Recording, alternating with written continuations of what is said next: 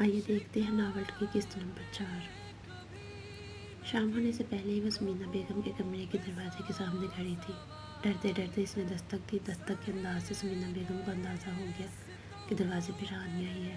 آ جاؤ، یہ آواز اسے خوفزدہ کرنے کے لیے کافی تھی۔ آہستہ سے دروازہ کھول کر وہ اندر جا کر کھڑی ہو گئی۔ بیٹھنے کی اجازت نہ اس نے مانگی، نہ اسے کبھی ملنی تھی۔ ہاتھوں کی انگلیاں چٹکتی ہوئی وہ کسی مجرم کی طرح سامنے کھڑی تھی۔ سمینا بیگم سامنے بیڈ پہ بیٹھی غصے سے اسے گھور رہی تھی۔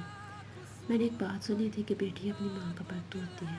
مجھے لگا تمہاری تربیت اس گھر کے لوگ کر رہے ہیں تو ہو سکتا ہے تمہارے وجود سے تمہاری ماں کی پرچھائی ختم ہو جائے۔ میں یہ بھول گئی تھی کہ اگر تربیت کا اثر ہوتا تو حضرت موسیٰ فرعون کے گھر پرورش پا کر فرعون جیسا بنتا، اپنے نیک ماں باپ جیسا نہ رہتا۔ سچ کہتے ہیں سانپ کے بچے کو جتنا بھی دودھ پلاؤ، جیسی بھی تربیت کر لو، رہتا وہ سانپ کا بچہ ہی ہے، وہ کبھی بھی ڈسنے سے باز نہیں آتا۔ رانیہ نہ سمجھنے سے ہاتھوں کی انگلیاں مروڑتی رہی۔ ہماری تربیت کا تم پر ذرا بھی اثر نہ ہوا، تم بھی اپنی ماں جیسی ہی نکلی، بد کردار ماں کی بد کردار بیٹی۔ جیسے تمہاری بد چلن ماں نے میرے شوہر پر ڈورے ڈالے، تم میرے بیٹے پہ ڈورے ڈالنے لگی ہو۔ تحفہ تم پر۔ رانیہ کو لگا کسی نے اس کے کانوں پہ سیسا پگھلا کر ڈال دیا۔ اسے حیرت ہوئی وہ اب تک کیسے اپنے قدموں پہ کھڑی ہے۔ اس اندیشے کی بنا پر میں ہرگز نہیں چاہتی تھی تم میرے گھر میں جوان ہو، تمہیں تو کسی یتیم خانے میں پلنا چاہیے تھا، مگر آفتاب نے میری ایک نہ مانی۔ دنیا والوں کی نظر میں وہ مرحوم بھائی کی نشانی کو سینے سے لگا کر رکھنا چاہتے تھے، حالانکہ حقیقت تو یہ ہے وہ مرحومہ محبوبہ کی آخری نشانی کو سینے سے لگا کر رکھنا چاہتے ہیں۔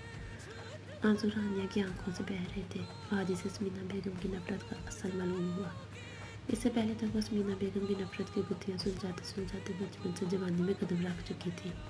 رانیہ اس حقیقت کو جاننا چاہتی تھی، مگر آج اسے سخت افسوس ہوا کہ اسے ایسی دردناک حقیقت سے آگاہی کیوں ہوئی۔ کبھی کبھی انسان کچھ باتوں سے لا علم بھی رہے تو بہتر ہے۔ ہاں بیچارہ مہتاب، بھائی اور بیوی کے دھوکے نے مجبور کر دیا تھے، خود بھی زہر کھا لیا اور اس بد چلن کو بھی کھلا دیا۔ سمینا بیگم کی ایک ایک بات اس کی جان لے رہی تھی۔ میرے پاس کھڑے ہو کر مگرمچھ کے آنسوں کیوں بہا رہی ہو؟ میں اپنے جیتے جی تمہیں تمہارے ارادوں میں کامیاب نہیں ہونے دوں گی، گھٹیا لڑکی، دفع ہو جائے یہاں سے۔ آخری بات غصے سے چلا کر کہی گئی۔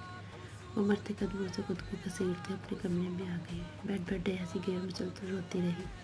بابا مجھے بھی زہر دے کر مار ڈالتے، مجھے کیوں لوگوں کے لیے چھوڑ دیا، مجھے لوگوں کے رحم و کرم پر کیوں چھوڑ دے بابا، مجھے اپنے پاس بلا لیں، یہ دنیا بہت ظالم ہے بابا، بابا پلیز بابا، اپنی رانیہ کو اکیلا مت چھوڑیں۔